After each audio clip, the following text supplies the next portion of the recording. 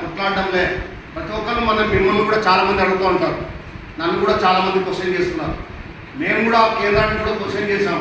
ఏమండి మనం ఇది చేస్తున్నాం, వారి విధంగా మన సోదరుల హిందువులందరూ బంగ్లాదేశ్లో ఇదవుతుంటే మనం ఇంతకుముందంతా కోట్ల డబ్బులు మన డబ్బులని వాళ్ళకి ఇచ్చి వాళ్ళని బలోపేతం చేయడానికి కూడా ప్రయత్నం చేసినాం.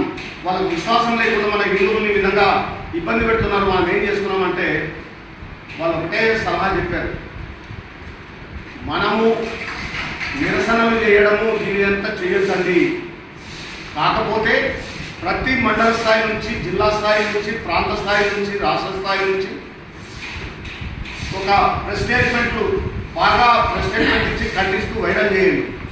అంతవరకే మనం చేయాలి, కానీ రోడ్డు మీద వచ్చి ధర్నాలు చేయొద్దండి. దానికి కారణం ఏమి చెప్పలేదు వాళ్ళు.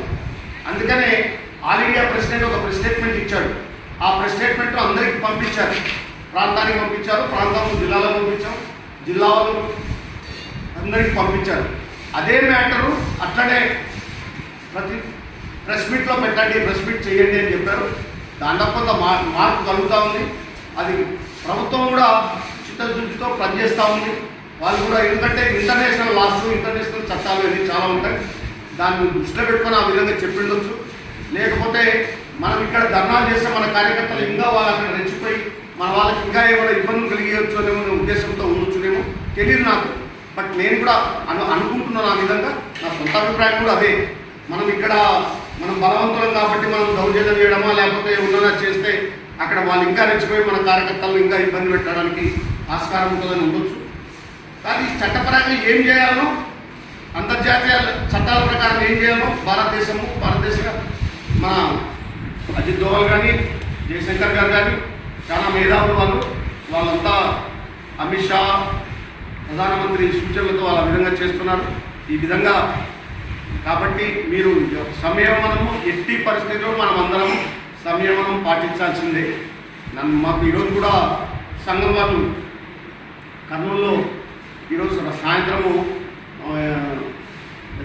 ఇది కాగడాల ప్రదర్శన ఏమి ఓన్లీ నినాదాలు ఏమి ఇవ్వాలి, కాగడాల ప్రదర్శన మొత్తం పరివార క్షేత్రాలన్నింటినీ పిలిపించి నిన్న రాత్రి మాకు ఆన్లైన్ మీటింగ్ ఉంది. అది రాత్రి కాగడాల ప్రదర్శన జరుగుతుంది. కాబట్టి మనం కూడా వాళ్ళు పరివార క్షేత్రాలు కానీ సంఘం కానీ నిర్దేశిస్తే వాళ్ళలో పార్టిసిపేట్ మాత్రమే అవుతాము. నేను ఆన్లైన్ సమావేశాలు కూడా అదే చెప్పాను.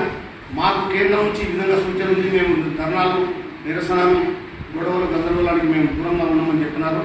కాబట్టి మీరు చేస్తే వచ్చి మీకు సంఘీభావం తెలుపుతాం, మేము కూడా కాగడాలు పట్టుకొని వస్తాం కానీ మా అది చెప్పాం. కాబట్టి మనకు కూడా మీకు ఇక్కడ సంఘం నుంచి ఏదైనా ఇన్స్ట్రక్షన్స్ వస్తే దానికి అనుగుణంగానే మీరు ప్రవర్తించండి. మనం సొంత సిద్ధంగా ఏ నిర్ణయాలు తీసుకోకండి. ఇటువంటి ఎందుకంటే సొంత నిర్ణయాలు తీసుకొని ఇంతకుముందు గోడ దూకి చాలామంది కేసులు ఎదుర్కొని ఇప్పుడు కూడా చాలామంది ఇబ్బందులు పడుతున్నారు. అటువంటి పరిస్థితులు ఎస్పెషల్లీ బజరంగ దళ పిల్లలు, ఎందుకంటే ఏమైనా కేసులు పుట్టే అంటే అలాంటి వాళ్ళ మీద కేసులు ఎన్ని కేసులు పుట్టినా ఏమైపోయిందో మేము చర్చేంత వరకు కోర్టులో వస్తుంటాం కానీ బజరంగ దళంలో ఉద్యోగాలు సంపాదించుకునేటప్పుడు ఇటువంటి ఏమైనా కేసులు ఉంటాయి. కాబట్టి సంయమనంతో పాటించి అవి చూసుకోవాల్సిన అవసరం అయితే చాలా ఉంటుంది.